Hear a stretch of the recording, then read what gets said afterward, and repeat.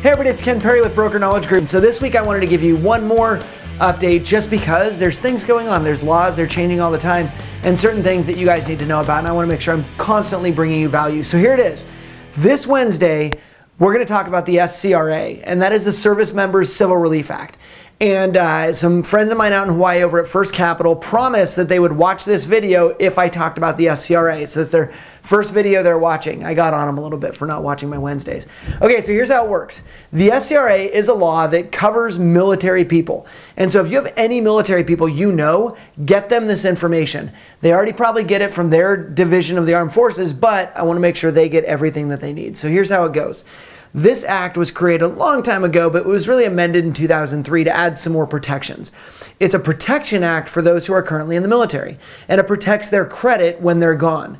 So I'm going to just give you the basics. Number one, this is for anybody that's on active duty. As soon as you are made active, as soon as you get your letter in the mail saying you are currently on active duty, at that point you get all of the following protections. So let me list out the really cool protections. Number one, all of your debt goes down to 6%. So mortgage, credit card, all that stuff, cars, it all goes down to 6%. So anything you had that was above 6% drops. Anything you have below 6%, you still get to keep that interest rate. So it's not like everything comes up. But if you have debt that's higher than 6%, it all comes down. And that's really cool. So you have much lower payments on credit cards and that type of stuff while you're serving the country. So that's the first one. Second one, you can't be kicked out of your house, whether renting or owning. On the rent side, it means that if you're currently paying less than $2,975.54 for rent, then you can't be evicted. In fact, while you're on active duty, if a landlord tries to evict you, then that landlord could spend a year in jail as well as pay some pretty significant fines. So you can't be evicted while somebody is in active duty. So this could be the person who's in active duty can't be evicted, and then maybe their spouse and their dependents that are staying back home, they can't be kicked out of the house. When it comes to the mortgage side, that means that you can't foreclose on somebody who's currently on active duty. Now that's a huge thing. In fact, you can't foreclose on them till 9 months after they get back. Well, that's fairly significant for my mortgage folks out there. That's a pretty big deal to not be able to foreclose.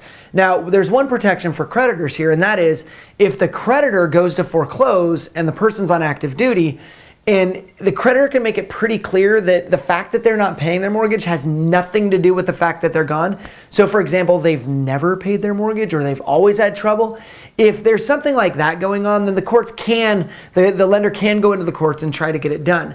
Now, if they do, and they actively do a judicial foreclosure, they have to get 3 appraisals on the property and then give the difference between the appraised value and the foreclosure plus fees and all that back to the person who's in the military. So there's just a ton of protection around mortgages and leases. In addition, if you do have a car lease, you can just give that lease back without any penalties. So tons of great protections. A couple cool things they did too within this law. You can't be dinged on your credit for going down to 6%. So in other words, a lot of times you'll see somebody settled for less than due, and that'll show up on a credit report. It can't show up on a credit report if you're using this protection. So that's really cool because I could see a creditor going on there and marking up their credit in that type of situation. They can't do that.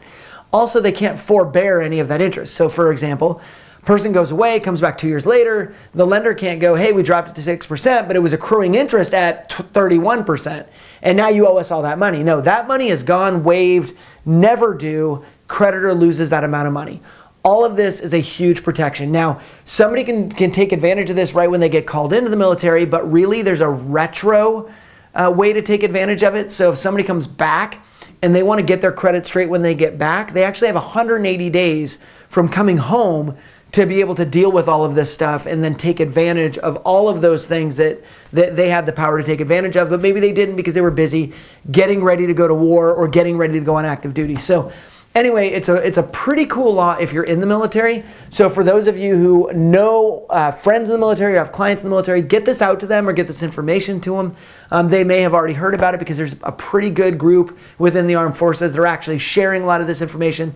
There's also mandatory disclosure. The government has to disclose to you that you have these rights at some point before you go through your military orientation. So they probably know a little bit about it, but just make sure they do. So spread it out.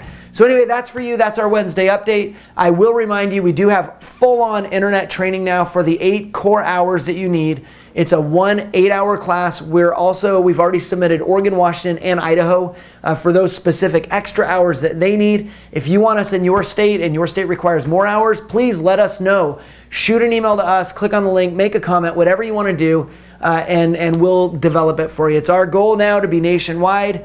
We've been nationwide live for a long time, but we're going to go nationwide internet. So anyway, take that information, help others understand it, share it, and I will talk to you guys next week. Thanks for listening.